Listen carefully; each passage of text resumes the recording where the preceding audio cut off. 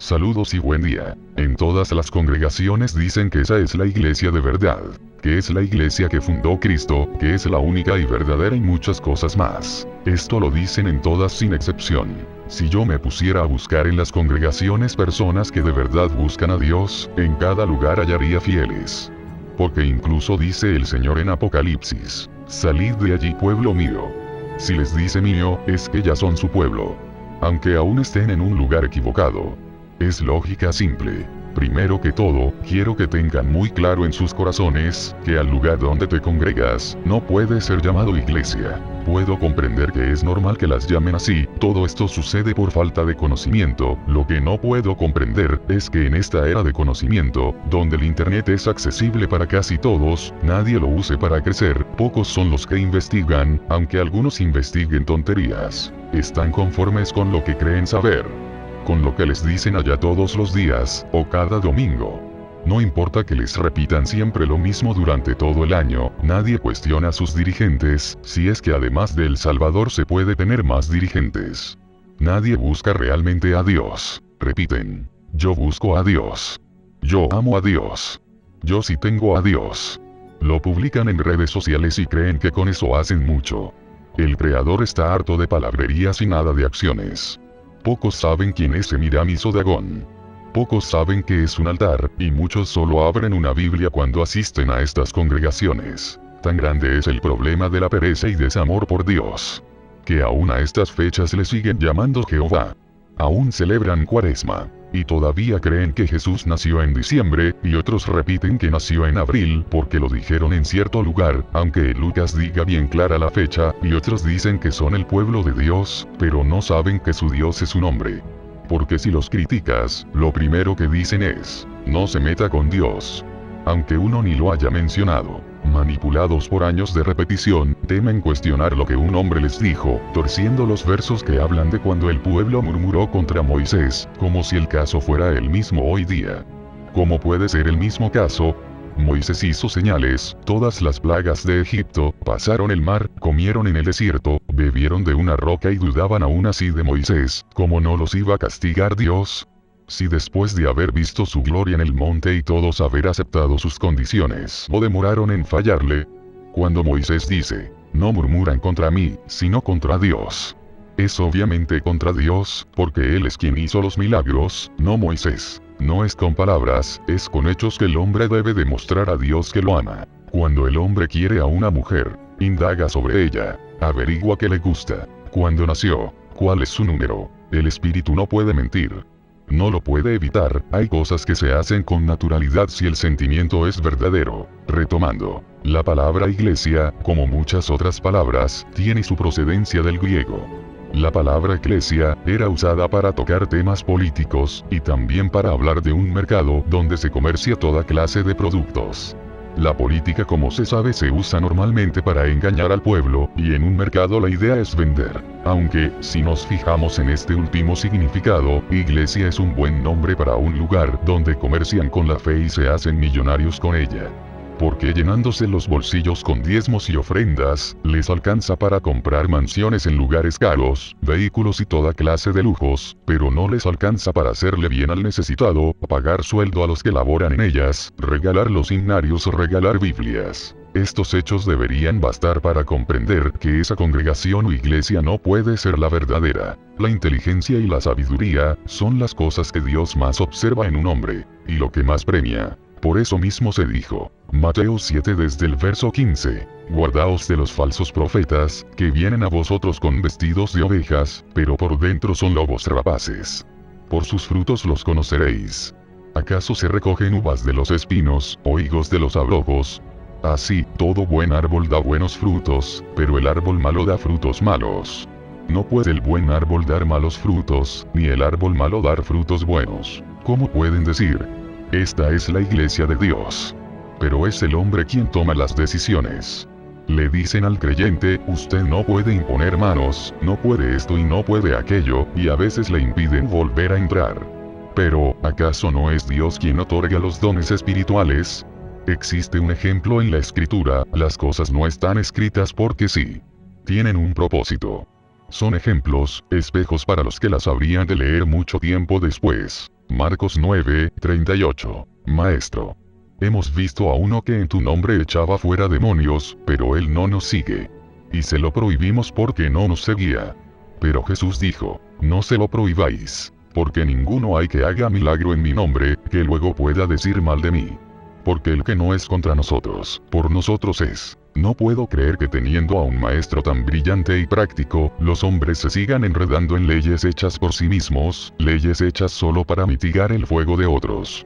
Leyes que se enfocan en el miedo de los creyentes para doblegarlos en pro de las necesidades de sus dirigentes. Estos dirigentes temen que sean independientes, que piensen por sí mismos, que al abrir sus ojos se vayan y los dejen sin sus diezmos y ofrendas, y otra clase de regalías que obtienen con las ventas que allí mismo se hacen.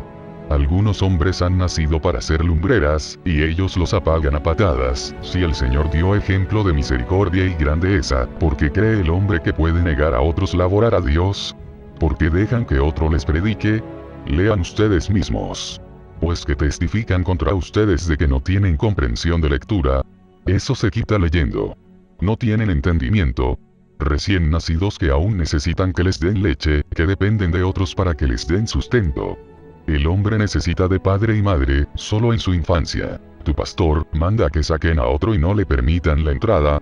Tu pastor manda a que aquel no ministre con los dones de Dios. No puede ser la verdadera. Yo comprendo que asistan a una congregación o iglesia si saben nada. Pero, ¿quién hoy día no sabe que matar está mal? ¿Quién no sabe que no se debe robar? ¿Quién no sabe que está prohibido el adulterio? Necesitan realmente que les repitan lo mismo durante un año. Avancen. Busquen temas profundos. Pídanle a Dios que les muestre la verdad. Si no saben, escuchen a otro que ya sepa de algo, pero pongan todo en tela de juicio. Revisen si es verdad lo que dice. Ahí tienen las escrituras, cualquiera puede acceder a ellas. ¿Qué ser tan vil es el hombre? En tiempos de la Inquisición, nadie podía leer las escrituras, y algunos murieron por leer solo fragmentos de pergamino. Luego el Creador permite que todos accedan a ellas, y hoy que lo pueden hacer no las tocan, ni para quitarles el polvo de encima. Además de lo comentado antes, existen muchos versos que muestran cómo reconocer si una congregación no es de Dios. Empecemos con sus dirigentes. Dicen ser profetas, pero no hablan con Dios. ¿No hace eso un profeta? Si se lee las escrituras, los profetas hablaban con Dios. Por eso lo conocían, y si el pueblo estaba yendo por mal camino lo reencaminaban, y si no creían se les daba una señal de convencimiento. Si son profetas, ¿por qué siguen llamando al Creador Jehová? Si ellos hablan con Dios. ¿No debió aclararles esto hace ya tiempo? No pueden ser profetas. Jesús jamás lo llamó Jehová, tampoco los apóstoles. Si son profetas, ¿por qué ordenan que se saque a otro de la congregación?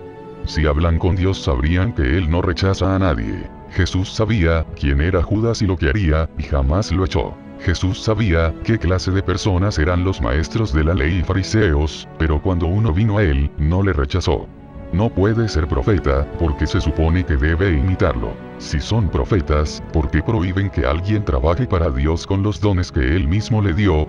Jesús mismo permitió que quien no lo seguía echara demonios. No puede ser profeta, porque no se parece a Cristo. Son profetas, pero viven en la riqueza. Jesús dijo, el Hijo del Hombre no tiene dónde recostar la cabeza. También dijo, que entre los que nacen de mujer, no se ha levantado alguien más grande que Juan Bautista, y Juan no tenía posesiones, vivía en el desierto, como Elías. Proverbios 30:9. No me des pobreza ni riquezas. Manténme del pan necesario. No sea que me sacie, y te niegue, y diga, ¿quién es yo soy? O que siendo pobre, hurte, y blasfeme el nombre de mi Dios. Si tu dirigente está lleno de cosas materiales, y enseña que quien diezme a la iglesia, va a recibir más de Dios en lo material, entonces no puede ser de Cristo, porque Jesús enseñó que pusieran la vista en lo espiritual, pero como ellos solo buscan el dinero, creen que el creyente va por lo mismo. Si realmente es profeta, no puede anhelar aquí nada, no porque le sea prohibido, sino porque no lo necesita.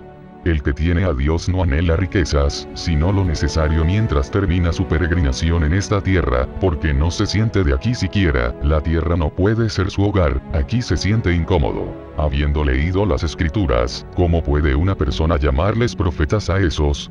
Un pastor asalariado no puede ser pastor de verdad porque tiene las ovejas solo para servirse de ellas. Es el rebaño del Mesías, de Jesucristo. Por eso él dio la vida por sus ovejas, porque las ama. Y como son suyas, hizo todo lo que podía para tenerlas bien, incluso se despojó de lo que tenía para estar con ellas. Pero el pastor asalariado, aunque tiene su trabajo en el día, va de noche supuestamente a predicar.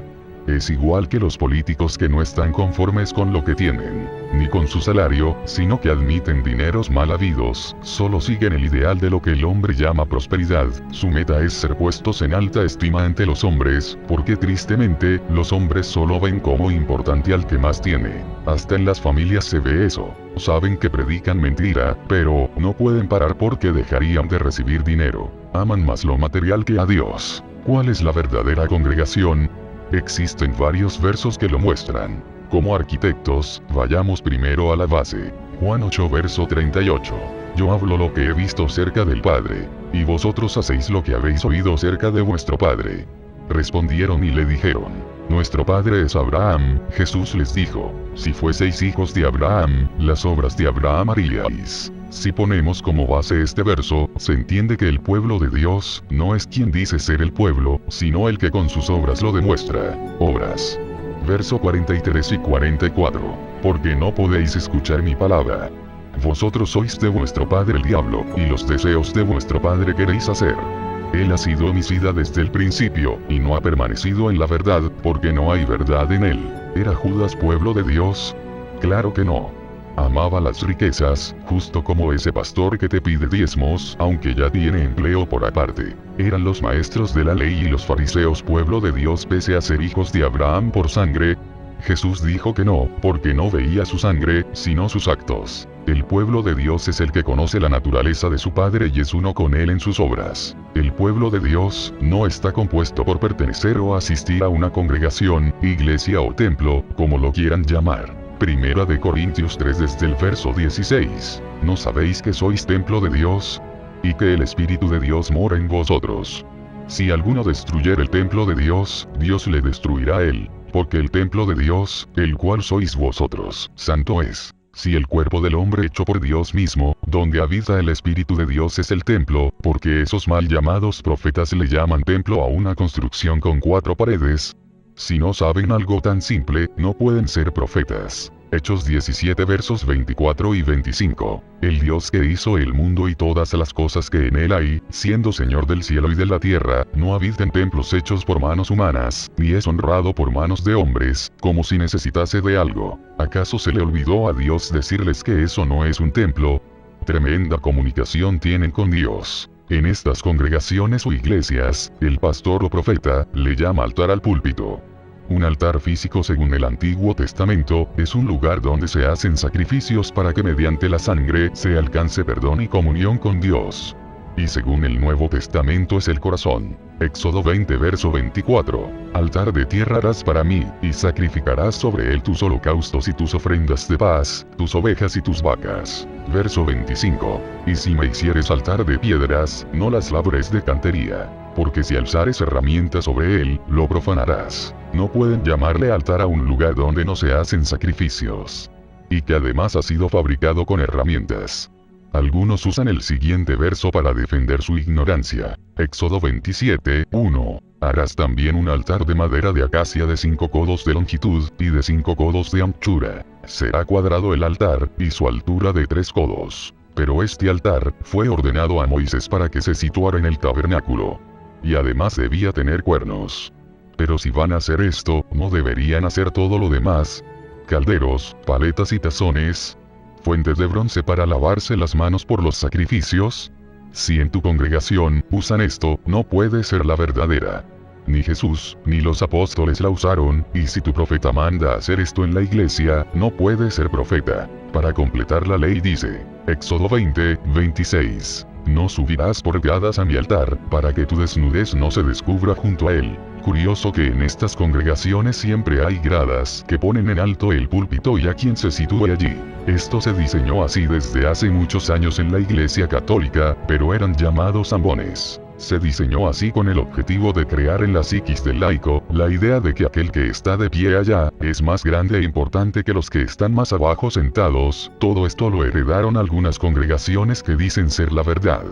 No es raro que Dios llame a la católica la madre de las prostitutas, porque las congregaciones heredaron muchas cosas de ella, y se prostituyeron igualmente. Si en tu congregación hay gradas para el pastor, entonces no puede ser la verdadera, porque así muestra su desnudez queriendo ser mayor que sus compañeros. Un auditorio debería ser así, si es que lo que se quiere es llegar a más oyentes.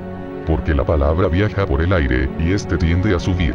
El verdadero nombre del libro de Apocalipsis debería ser Revelaciones, esa es su verdadera traducción, porque aquí se quita el velo a muchas cosas. Apocalipsis 2 verso 6. Pero tienes esto, que aborreces las obras de los nicolaitas, las cuales yo también aborrezco. Apocalipsis 2, 15. Y también tienes a los que retienen la doctrina de los nicolaitas, la que yo aborrezco. ¿Cuáles son esas obras nicolaitas? La palabra nicolaita proviene de la conjunción de dos palabras griegas, Nico que significa dominio o conquista sobre otros, y laos que significa pueblo, gente común, o laicos. De ahí podemos analizar la composición de la palabra Nicolaos, que viene a ser dominación del pueblo, todo lo referente a las jerarquías. Esta interpretación es la acertada sobre los nicolaitas, y reinó por algún tiempo su interpretación, pero de hace algunos meses, los seguidores de algunas sectas vienen cambiando su significado, para que no sean juzgados por tener rangos dentro de ella. Apocalipsis 2 desde el 14. Pero tengo unas pocas cosas contra ti. Que tienes ahí a los que retienen la doctrina de Balaam, que enseñaba a Balac a poner tropiezo ante los hijos de Israel, a comer de cosas sacrificadas a los ídolos, y a cometer fornicación. Y también tienes a los que retienen la doctrina de los nicolaitas, la que yo aborrezco. Como no pueden eliminar el verso, porque ya es demasiado tarde, dicen que los nicolaitas son seguidores de un tal Nicolás mencionado en Hechos 6:5, un diácono encargado en aquellos días que torció la palabra, aunque en las epístolas, ningún apóstol se refirió de un tal Nicolás de esa manera. Dicen que ese verso habla de que los nicolaitas retenían la doctrina de Balaam y enseñaban a dar libertad a la carne o al cuerpo, pero si ustedes analizan bien, el Señor habla contra ellos sobre la doctrina de Balaam, y después menciona de qué se tratan esas prácticas. Comer carne dedicadas a ídolos y cometer fornicación, pero después dice, y también retienes, significa que no habla de lo mismo, porque si así fuera diría, que tienes ahí a los que retienen la doctrina de Balaam, que enseñaba a Balac a poner tropiezo ante los hijos de Israel, a comer de cosas sacrificadas a los ídolos, y a cometer fornicación, doctrina de los nicolaitas. La que yo aborrezco. O diría, doctrina nicolaita desde el principio. Supongan que yo diga, tengo contra ustedes que retienen ahí la doctrina católica, que enseña a tener ídolos, venerar a María y hacer procesiones. Y también tienen a los que perseveran en la doctrina gnóstica, la cual aborrezco. ¿Cómo puede la gente pensar que la doctrina católica y la gnóstica es la misma solo porque puse la conjunción y? Eso es una tontería. Afortunadamente para esto hay muchos versos, si es que no aceptan los de Apocalipsis. Mateo 18 desde el verso 1. En aquel tiempo los discípulos vinieron a Jesús diciendo, ¿quién es el mayor en el reino de los cielos? Y llamando Jesús a un niño, lo puso en medio de ellos, y dijo, de cierto os digo, que si no os volvéis y os hacéis como niños, no entraréis en el reino de los cielos. Así que, cualquiera que se humille como este niño, ese es el mayor en el reino de los cielos. Marcos 9 desde el verso 33. Y llegó a Capernaum, y cuando estuvo en casa, les preguntó, ¿qué disputabais entre vosotros en el camino? Mas ellos callaron, porque en el camino habían disputado entre sí, quién había de ser el mayor. Entonces él se sentó y llamó a los 12, y les dijo, si alguno quiere ser el primero, será el postrero de todos, y el servidor de todos. Marcos 10 desde el verso 42. Mas Jesús, llamándolos, les dijo, sabéis que los que son tenidos por gobernantes de las naciones se enseñorean de ellas, y sus grandes ejercen sobre ellas potestad. Pero no será así entre vosotros, sino que el que quiera hacerse grande entre vosotros será vuestro servidor, y el que de vosotros quiera ser el primero, será siervo de todos. Porque el Hijo del Hombre no vino para ser servido, sino para servir, y para dar su vida en rescate por muchos. ¿Ven cómo Jesús enseña que no debe haber jerarquías? Si en tu congregación o iglesia tienen jerarquías, entonces no puede ser la verdadera, y tu profeta no tiene ninguna comunicación con el Creador. Está más ciego que tú, y ambos caerán en un hoyo. Solo tenemos una cabeza y un solo Señor. No creas que el fundador de tu congregación es tu cabeza ni el que llamas profeta o pastor. Colosenses 1 versos 17 y 18. Y Él es antes de todas las cosas, y todas las cosas en Él subsisten. Y Él es la cabeza del cuerpo que es la iglesia. Juan 13 desde el 12. Así que, después que les hubo lavado los pies, tomó su manto, volvió a la mesa, y les dijo: ¿Sabéis lo que os he hecho? Vosotros me llamáis maestro, y señor, y decís bien, porque lo soy. Pues si yo, el Señor y el Maestro, he lavado vuestros pies, vosotros también debéis lavaros los pies los unos a los otros. Porque ejemplo os he dado, para que como yo os he hecho, vosotros también hagáis. El Señor dio muchos ejemplos para que fueran imitados. Hoy día, la gente no sirve a su prójimo, y con toda alevosía, con actitud inmisericordia, y hasta desprecio son tratados los creyentes. No todo lo que brilla es oro. Y no porque varios sigan una tendencia es que estén en lo correcto. Cuanto quisiera que las personas no dependieran de esas congregaciones, donde les muestran parte de la verdad, ocultan el resto y enseñan en mayor proporción solo las cosas que les conviene, por sus hechos los pueden conocer. No temas en dudar de esos dirigentes que se hacen llamar ministerio. La palabra ministerio se usa para hablar de un departamento o división del gobierno, y ellos no son sus gobernantes. Solo hay un Señor. La palabra debería ser servidores, pero en una congregación todos sirven, los que barren, los que acomodan, los que recogen, los que asean, porque le dan ese título solo a unos cuantos. La palabra griega minus, se refiere a pequeño, menor, menos. Minister, es sirviente. La palabra magis significa mayor. Pareciera que estos que se hacen llamar ministerio de Dios, no saben qué significa, y se creen magisterio. Otro ejemplo de que algunas cosas se pierden por su uso. Porque si alguien duda de ellos, si alguien los cuestiona, actúan como toros atormentados. Como una osa a la que han robado una cría, o un tigre al que han herido. Eso no es amor, ni es crecimiento, porque el que tiene sabiduría, el que ha envejecido realmente, comprende que quien tiene sed de conocimiento, todo lo pregunta, todo lo cuestiona. Sabe que el espíritu joven yerra por ignorancia. Nadie insulta a un niño por sacarle la lengua, eso se llama grandeza, entender a los demás desde un punto de vista más alto, mirándose como en un espejo. No fue puesto el hombre en Edén para que señoreara sobre los animales. ¿Cómo puede alguien que no controla su animal, controlar el de otros?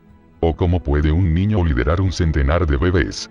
Por la duda muchos dejaron de escuchar sermones, leyeron las escrituras por sí mismos, se dieron cuenta de algunos errores, y se alejaron de la católica. Gracias a eso estás en una congregación distinta, así que dudar del hombre no es pecado. Son solo hombres, no representan a Dios, Dios no te va a juzgar por no creer en ellos.